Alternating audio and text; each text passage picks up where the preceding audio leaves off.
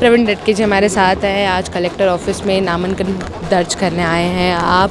किस तरीके का उत्साह है जनता में, समर्थक में और कार्यकर्ता? समर्थक का कोई विषय नहीं, वो कार्यकर्ता है भाजपा के।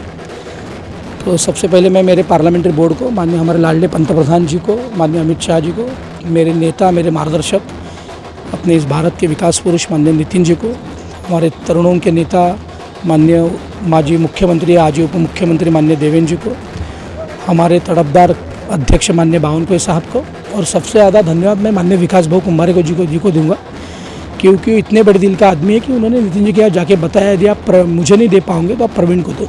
ऐसा आदमी कोई मिल नहीं सकता, इसलिए मैं उनका शतशः आभारी हूँ।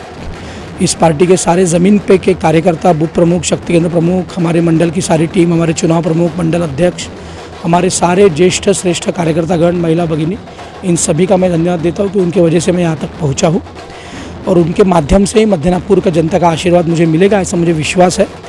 और नितिन जी, देवेंद्र जी ने जो विकास का काम सामने चलाया, सभी जाति धर्मों को साथ लेकर सामने आए हैं, उसी तर्ज पर विकास भाव ने जो काम 15 साल में किया है उसको आगे लेकर सबसे पहला एजेंडा तो इस बार का है कि संत कोलबा स्वामी आर्थिक विकास मंडल हलबा समाज के लिए हमें चाहिए, वो हम लेके रहेंगे। फिर ई लाइब्रेरी का एक बहुत बड़ा नेटवर्क हम खड़ा कर रहे हैं हमारे बच्चों को पढ़ने के लिए। उसमें मुस्लिम ई लाइब्रेरी है, परमात्मा एक सेवक ई लाइब्रेरी है, डॉक्टर हेडगेवार ई लाइब्रेरी है, अटल बिहारी वाजपेयी ई लाइब्रेरी माननीय दयाशंकर जी के माध्यम से हुई है। हम स्पोर्ट्स का नेटवर्क बना रहे हैं, माननीय विकास कुंभारे जी ने जुने मंगलवारी में एक बहुत बड़ा स्पोर्ट्स कॉम्प्लेक्स खड़ा करने का उनका काम चल रहा है। मुझे अभी देवेंद्र जी के माध्यम से बहुत बड़े पैसे, दादरा के पुल के स्कूल है, वहाँ एक स्विमिंग पूल का बहुत बड़ा नेटवर्क बन रहा है, और माननीय नितिन जी की ओर से एक बहुत बड़ा ब्रिज बन रहा है। हमारे पास 5-5, 6-6 अंडर ब्रिज बन रहे हैं। इन सभी में विकास कुंभारे जी ने जो 15 साल वो काम किया, उसको आगे हम बढ़ाएंगे, जनता तक लेके जाएंगे, और जो मुझे विश्वास है कि जनता हमें आशीर्वाद देगी। शिड़के के बीच में क्या कंपटीशन देखने मिलेगी इस बार विधानसभा चुनाव में? कहीं कंपटीशन का कोई विषय नहीं, वो उनका प्रचार करेगा, मैं मेरा प्रचार करूंगा। एक ही इस में हम रहते हैं, बचपन से हम दोनों ने एक में को देखा है।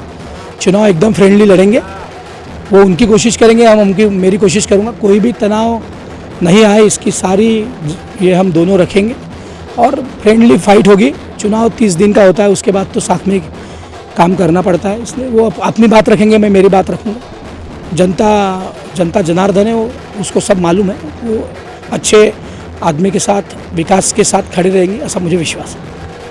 एक बेरोजगारी का मुद्दा है जो सबसे ज़्यादा उठ रहा है, विधानसभा चुनाव बोलो या लोकसभा चुनाव जो हो चुके हैं, तो ये बेरोजगारी को कम करने के लिए क्या कुछ स्टेप आप लेने वाले हैं? बेरोजगारी ये मुद्दा है, ये मुद्दा नितिन जी ने एड्रेस किया था, और 78,000 बेरोजगार तरुणों को उन्होंने, विदर्भ के तरुणों में उन्होंने नौकरियां देने की कोशिश की है।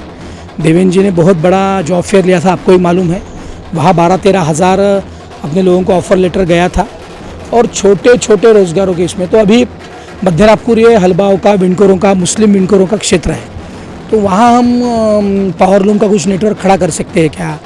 फिर अपने यहाँ इसका वस्त्र उद्योग का क्लस्टर है इम्प्रेस मिल के बाजू में, वहाँ कुछ अपन कर सकते हैं क्या? या खुद के पैर पर खड़ा करने के लिए संत कोलबा स्वामी आर्थिक विकास महामंडल की जो हमारी मांग है, उसके माध्यम से हम जवानों को, बेरोजगारों को कुछ कर्जा देकर उनको आगे ला सकते हैं क्या? नौकरी देने वाला और नौकरी करने वाला, ये दोनों हमको बनाने पड़ेंगे, तो ही बेरोजगारी ख़त्म होगी। सिर्फ नौकरी देने वाला, सिर्फ नौकरी करने वाला के लिए आप सोचेंगे तो ये नौकरी करने वाला, देने वालों के लिए अन्याय होगा।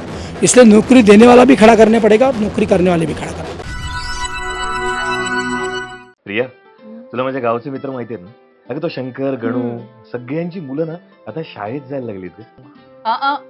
त्या नीमा काकू आहेत ना, त्यांचा राजू हा तुझा प्लॅन सक्सेसफुल होऊ देईल असं मला नाही वाटत. एक मिनिट, म्हणजे तू राजूच्या मुलीबद्दल बोलतोस? हो, तिच्याच बद्दल बोलतो. त्याचं असं म्हणणं आहे की मी घरचं बघू का मुलीच्या शिक्षणाचं बघू? अगं वेडा आहे का तू? त्याला कुठे काय करायचंय? मुलीच्या शिक्षणासाठी मुलगी अगदी 18 वर्षांची होईपर्यंत महाराष्ट्र शासनाच्या लेक लाडकी योजनेमार्फत टप्प्याटप्प्याने शिक्षणासाठी पैसे दिले जाणार आहेत. अरे वा. आता हे ऐकल्यानंतर ना, तो राजूच काय, नीमा काकू पण नाव घालते की नाही बघ शाळेत. चला, म्हणजे एकही मुलगी शिक्षणापासून वंचित राहता कामा नये, हा तुझा संकल्प तू पूर्ण करणारच. राज्यातील प्रत्येक सुज्ञ नागरिकांनी असा संकल्प केला तर शाळाबाह्य मुलींची संख्या शून्यावर आणता येईल. लाडक्या लेकीच्या पंखांना बळ हीच आहे महाराष्ट्र सरकारची तळमळ. राजू दादाला मुलगी झाली, राजू दादाला. हो हो मी तुला बोलले होते ना मुलगीच होणार म्हणून. हा तू बोलली होती बर का. आता मी तुला 5,000 रुपये देणार आहे. हो आणि पहिली शाळेत घातलं की 6,000 रुपये. आणि हो, जेव्हा ती 6वीत जाईल ना तेव्हा 7,000 रुपये आणि 11वीत जाईल तेव्हा 8,000 रुपये मी तिला देणार आहे. एवढंच नाही, ती 18 वर्षाची झाली की 75,000 रुपये द्यायला मी तयार आहे. एवढे पैसे. आता तुम्ही सगळे मिळून माझी चेष्टा करताय ना. हा? काय? नाही रे दादा, तुला फक्त जवळपासच्या अंगणवाडीमध्ये जाऊन लेक लाडकी योजनेमध्ये तुझ्या मुलीच्या नावाची नोंदणी करायची. एवढंच करायचं होय. धन्यवाद बर का माझ्या लेकींना.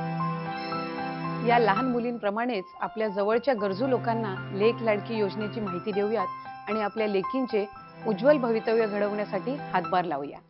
लाडक्या लेकीच्या पंखांना बळ हीच आहे